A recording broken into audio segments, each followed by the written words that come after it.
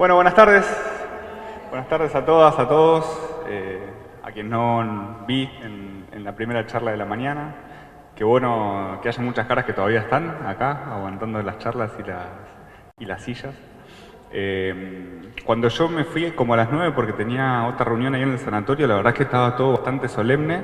Me empezaron a llegar videos después del doctor Quintero bailando con payamé.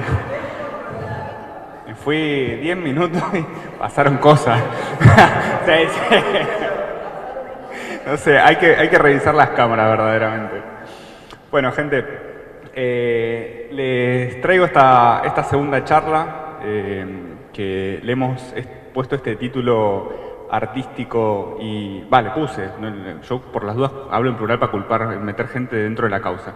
Este título artístico y coyuntural, que es Lo viejo funciona, Juan, un poco robado del Eternauta para quienes lo hayan visto, un poco haciendo un guiño a mi colega, mentor y amigo personal, el doctor Juan Quintero. Y esta charla va a ser sí un poco más clínica e internista que la de la mañana. Vamos a hablar sobre algunas generalidades de factores de riesgo, pero apunta siempre al mismo telos, al mismo fin, que es a la calidad y cantidad de vida de ustedes. A la mañana hablamos sobre las decisiones y ahora nos vamos a meter un poco en aquellas cosas en las que es muy importante empezar a tomar decisiones, estas decisiones de los árboles que hablamos a la mañana. Y para ello vamos a empezar por el porqué de esas decisiones. Por supuesto que no pretendo que lean lo que dice ahí, pero sí transmitirles y visibilizar y confesar que esto que vamos a charlar no es otra cosa que aquello de lo que charlamos todos los días en el consultorio. Esto es un garabato que, a pesar de yo tener una letra muy fea, y es cierto, lo escribo al revés, porque lo escribo para que lo vea el paciente que está enfrente mío, ¿sí? Así que sale todavía más feo. Pero lo que dice ahí es... Me encantaría tener un puntero, pero lo voy a señalar con el dedo. De este lado habla sobre esto que es lo más importante, que es la... Creo que acá lo pasé en computadora, a ver, sí. Que es la calidad y la cantidad de vida. Y para nosotros tener calidad y cantidad de vida debemos identificar cuáles son los elementos que amenazan y atentan contra esa calidad y cantidad de vida, ¿sí? Y en Argentina principalmente son los eventos cardiovasculares. Probablemente lo conozcan, el infarto agudo de miocardio, el accidente cerebrovascular o las complicaciones crónicas de enfermedades crónicas, que no son eventos en sí mismos, o sea, cuando se complica la evolución de la hipertensión, cuando se complica la evolución de la diabetes, y eso termina en problemas en los ojos, en problemas en las arterias de las piernas, y tal vez eso en el peor de los casos en una amputación, el problema en los riñones, y tal vez en el peor de los casos en diálisis. Y estas cosas que en sí mismas, por supuesto que no son sinónimos de ser una persona desdichada, pero sí que nos empiezan a poner palos en la rueda para esto, que es la calidad y la cantidad de vida. Entonces, si uno está parado ya aquí como individuo con un evento cardiovascular en su vida, el objetivo nuestro siempre va a ser dirigir todas las acciones, por un lado para tratar de disminuir las consecuencias de ese evento y por otro lado para tratar de evitar que otro evento surja. ¿De acuerdo? Ahora, si uno afortunadamente nunca tuvo un evento, nuestra tarea es identificar cuáles son los factores de riesgo para no tener esos eventos. Y si bien los factores de riesgo son muchos, yo acá enumero los principales para que tengamos en vista y en el radar todo el tiempo, y ahora les voy a explicar por qué. Esos factores son la hipertensión, la diabetes, el colesterol alto, la obesidad, el sedentarismo, el tabaquismo, el estrés. Fíjense que quienes armaron las jornadas y no nos pusimos de acuerdo pensaron muy bien esto, porque casi que responde una charla tras otra a estos factores de riesgo que luego van a hacer, si los controlamos, que evitemos estos eventos y tengamos calidad de vida. ¿Y cuáles son las tres principales estrategias para controlar estos eventos, estos factores de riesgo para que no devengan en eventos? Porque estos son factores de riesgo. Esto es como andar en el auto rápido, sin cinturón y con los frenos cortados. No es un evento en sí mismo, pero es una condición de factor de riesgo que aumenta la probabilidad de que tengamos un evento, en el ejemplo del auto, un choque. ¿De acuerdo? Las tres principales estrategias para controlar los factores de riesgo para que no haya eventos son la actividad física, la nutrición y la medicación.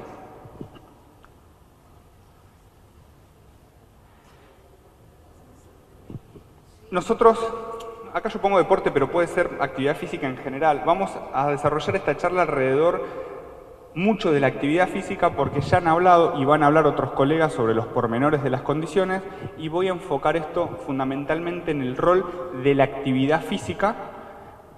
Gente de la nutrición hablará sobre la nutrición y después especialistas de las diferentes disciplinas de la medicina van a hablar tal vez un abordaje general sobre los medicamentos de cada condición.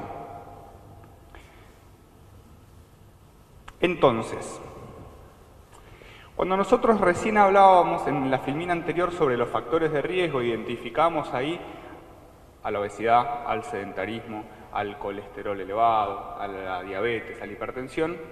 Voy a correr el micrófono acá porque se acopla. Hay un factor común a todo ello, que es que en la condición actual, moderna, en nuestra vida diaria, tenemos un riesgo permanente que es el desbalance energético entre la comida que ingresa a nuestro cuerpo, nutrición, la energía que incorporamos, y la energía que nuestro cuerpo gasta, actividad física. ¿Por qué digo un desbalance? Porque la verdad es que el cuerpo humano, metabólicamente hablando, como lo conocemos, tiene como 200.000 años, ¿sí? Pero en esos últimos 200.000 años ha cambiado mucho la actividad física. Si nosotros estábamos teniendo esta misma charla hace 30.000 años en este lugar, nuestra vida era medio tratar de que no nos case un puma, que a nosotros agarrar un guanaco, o un piche, o recolectar un calafate, ¿sí? Y eso nos llevaba mucho esfuerzo motriz, mucho esfuerzo calórico.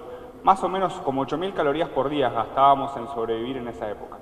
Y por supuesto que la recompensa nutricional de hacer todo eso era bastante diferente a la recompensa nutricional actual. Comer un cacho de carne o de mejillón de la restinga y después calafate es muy distinto energéticamente hablando para el cuerpo humano que la factura que me puedo comer hasta ahora si no llegué a almorzar, ¿sí? Y de todo eso quiero hablar un poquito. Entonces, ya le ponemos algunas imágenes a esto que estamos charlando. Con la evolución del tiempo cambió mucho el balance entre energía que ingresa al cuerpo y que se gasta a través de la actividad física, ¿sí? Veníamos de esta parte y nos estamos yendo hacia esta parte. A modo solamente figurativo, la siguiente imagen, que un poco da cuenta de cómo la evolución tecnológica nos facilita muchas cosas, pero a veces es no la zapatilla que nos hace caminar, sino la piedra en el zapato, ¿sí? A veces tanta tecnología hace que no gastemos energía ni en cortar una cebolla porque ya hay una máquina que lo hace por nosotros. Y esta diapositiva, de alguna manera, dice, bueno, ¿cuándo empieza a cambiar esto de los 200.000 años, ¿no? Porque de 200.000 a 50.000 mucho no cambió, de 50.000 a 5.000 tampoco. Ahora, hubo un momento, que fue hace más o menos 10.000 años, cuando alguien descubrió que si en vez de comerse un calafate lo entierra y lo riega, crece una planta. Entonces ya no hay que caminar tantos kilómetros para ir a buscar otro calafate, sino hacer una quintita. Y empezó en ese momento la revolución agrícola y la gente descubrió que si planta y cosecha, tiene alimento asegurado, ¿sí? Pasaron muchos años luego y pasó otra revolución que fue la revolución industrial, donde ya la vida no era escaparme del puma y tratar de cazar al guanaco, sino ir todos los días a una fábrica a pegarle una máquina para ganar mi salario y transformarlo en compra de pan, alimento, vivienda, necesidades básicas, ¿sí? Y ese pegarle una máquina físicamente que todavía gastaba bastante energía, en un momento se transformó y nos empezó a doler el cuello.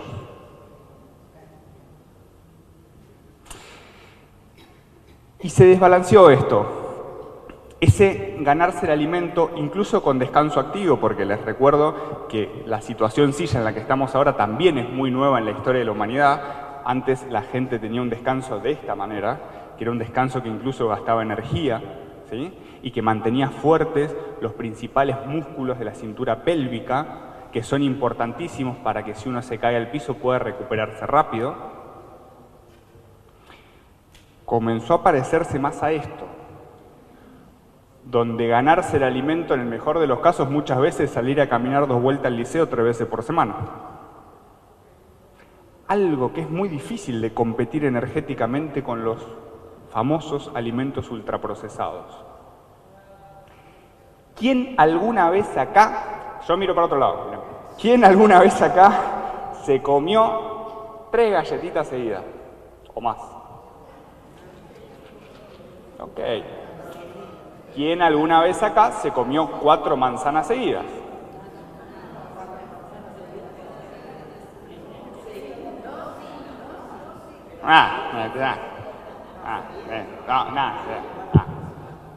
Ok, ¿por qué esta pregunta? Porque más o menos, obviamente me pueden correr por izquierda con alguna galletita muy hipocalórica, pero más o menos una galletita muy rica tiene las mismas calorías que una manzana. La biología es sabia, donde pone azúcar pone fibra y agua para que uno pare. Entonces, si uno tiene hambre y está caminando por el campo y se encuentra un árbol con una fruta, come. Pero a la segunda, tercera fruta ya uno se detiene, por lo menos por un tiempo. Seguidas no, decían por ahí, ¿sí? Porque el estómago se hincha de fibra y agua. Gracias. La industria alimentaria, no inocentemente, porque recordemos que en la década del 50 nace la pirámide nutricional que propone que la base de la alimentación son los granos, justo en el momento de la historia en que Estados Unidos, que la crea, basa su economía en granos. Opa. Y no solo propone eso, sino que hace otra cosa, porque granos no son. Uno no merienda una taza de garbanzos. ¡Apa! Los ultraprocesa. Agarra un trigo, lo muele, lo pica, lo muele, lo pica, lo muele y hace que el volumen calórico que naturalmente estaba con agua y fibra en la naturaleza de este tamaño se transforme en este. Y encima después le pone colorante, saborizante y una propaganda de que dice que es buenísimo. ¿Cuántas veces vieron una propaganda de galletitas Saladix? ¿Y de coliflor? Bien. No quiero spoilear a la charla de alimentación, pero una regla básica que charlamos en el consultorio es no comas nada que necesite publicidad para ser vendido. No comas nada que exista en el mundo hace menos de 100 años. Y la propuesta un poco, si nosotros partimos de que veníamos de acá y estamos acá, probablemente la solución no sea volver acá, ¿se entiende? Y irse a vivir a una cueva a la herradura. Pero sí puede ser ir por acá. Que nuestro gasto calórico para ganarnos el alimento sea una actividad que simule eso que pasó durante tantos miles de años y nuestros descansos activos sean un poco más de esta manera, que podamos cortar la jornada laboral o que si tenemos la imposibilidad de cortarla tal vez podemos trabajar en algún momento parados, etc. ¿Sí?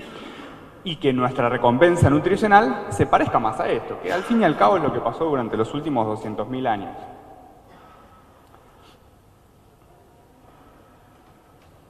Bien.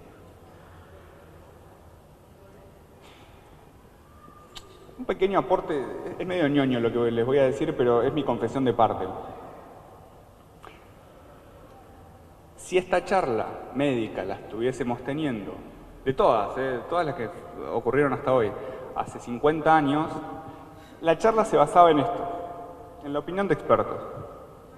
El tipo que hacía medicina hace muchos años y había visto muchos pacientes, el tipo o la mujer, perdón, era el mayor representante, el que tenía más experiencia y más conocimiento sobre el tema, ¿sí?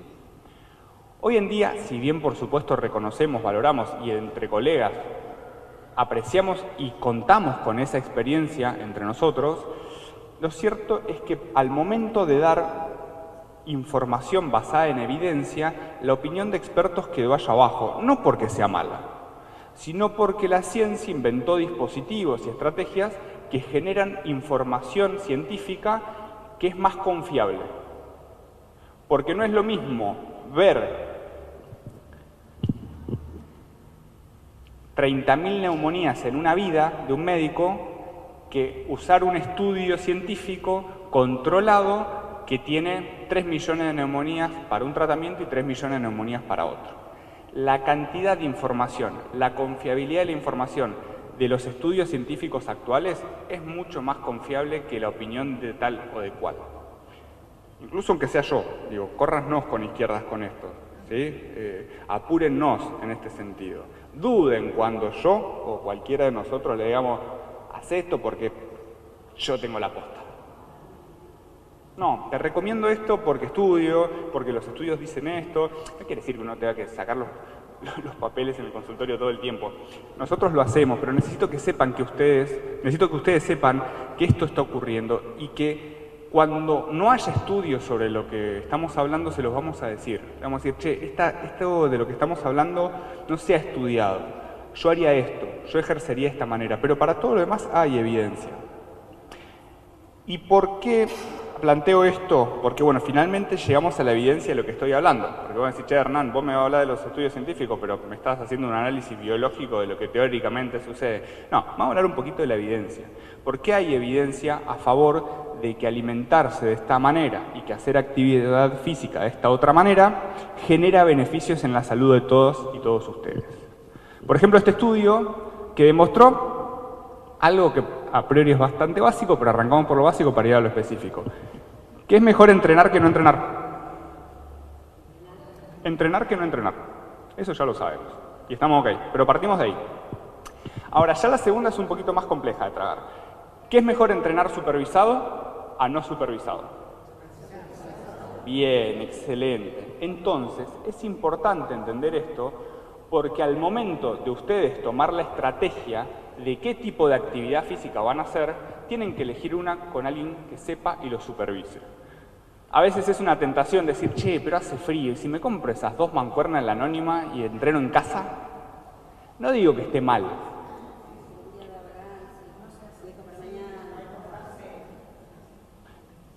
Disciplina y constancia es una, o sea, la probabilidad de terminar adhiriendo y hacerlo como uno prometió que lo iba a hacer es más baja. Pero además de eso, tal vez no lo hacemos con la técnica correcta, en la intensidad correcta, con la progresión correcta. Y es importante que deleguemos eso y no nos usemos a nosotros mismos como objeto de ensayo sin una buena estrategia de calidad, como no haríamos con el auto, el termotanque, una computadora o lo que sea. ¿Me explico? Insisto, no es que esté mal, pero con la misma unidad de esfuerzo, es decir, por ejemplo, el lunes, miércoles y viernes de 7 a 8 yo voy a entrenar. Hacelo supervisado, porque el resultado que vas a tener es muy superador a si lo haces de manera autodidacta. ¿De acuerdo? Bien, y acá ya nos metemos un poquito más en qué tipo de entrenamiento vamos a hacer. ¿Es lo mismo ir a dar vueltas al liceo que hacer musculación, pilates, yoga, crossfit? No, no es lo mismo. En principio, y nos olvidamos un segundo de la evidencia, por un sentido biológico intuitivo que todos sabemos. Cuando uno sale a caminar, mueve una pierna, mueve la otra y más o menos pone en actividad 6 músculos. Si encima es en el plano, la actividad es mucho menor. Distinto es con una mochila y un cerro para arriba, ¿sí? Y ustedes tienen más de 500 músculos cada uno, con lo cual hay 500 músculos que están así mientras ustedes caminan. No se enteran. Si a usted le duele el cuello y tiene debilidad de los músculos del cuello, lo que va a suceder es que si camina no le va a dejar de doler el cuello, porque no se va a fortalecer la musculatura cervical. Entonces, actividad física, fortalecimiento de cintura pélvica, miembros inferiores, y de cintura escapular, miembros superiores. Y amén de eso, que sea de arriba y de abajo, idealmente que sea una actividad de carga, de fuerza. La única forma de desarrollar músculo es que se enfrente una carga, ¿sí? Ojo, la carga puede ser con pesa, o puede ser pilates, o puede ser yoga, ¿sí? Después discutiremos la intensidad de la carga. Pero sí actividad de carga, este estudio demuestra que los aumentos de la fuerza muscular se asociaron inversamente con mortalidad. O sea, a medida que yo gano fuerza, baja la mortalidad. Y es un montón.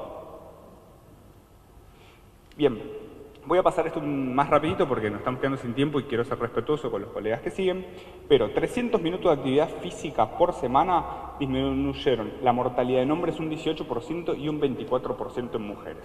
Esto es un montón. Se los digo desde este lado de la medicina, la cantidad de esfuerzo que hacen los estudios para inventar un fármaco, un medicamento, una tecnología que logre estos resultados son titánicos. y nosotros los tenemos al alcance de la mano.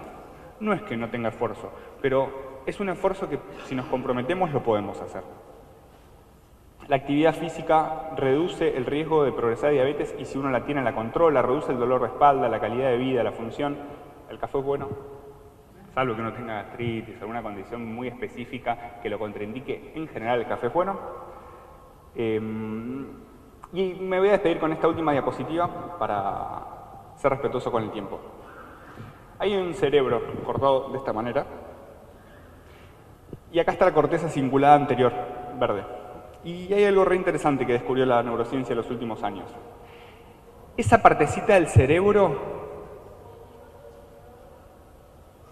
se vio que estaba muy desarrollada en los deportistas de alto rendimiento. Y cuando nos dimos cuenta de cómo se desarrolla, se investigó y descubrimos que cuando la gente hace cosas que no quiere pero sí necesita, o sí quiere pero no se atreve, la corteza cingulada anterior crece. ¿Y por qué les digo esto? Porque muchas veces sabemos lo que tenemos que hacer pero nos cuesta, o lo posponemos. Decía la segunda charla de la mañana, esta cuestión de el lunes empiezo. Ok, cuando en vez de ponerlo en el lunes empiezo, lo tomo como disciplina hoy, esa partecita del cerebro crece. ¿Y por qué es importante? Porque tiene relación directa con el sentirse bien y la felicidad. El esfuerzo de hoy es nuestra mejor inversión para la felicidad el día de mañana. En este caso, con respecto a la actividad física y la alimentación, pero obviamente habla de todas las cuestiones y variables de la vida. Desde ya, muchas gracias y disfruten la próxima charla.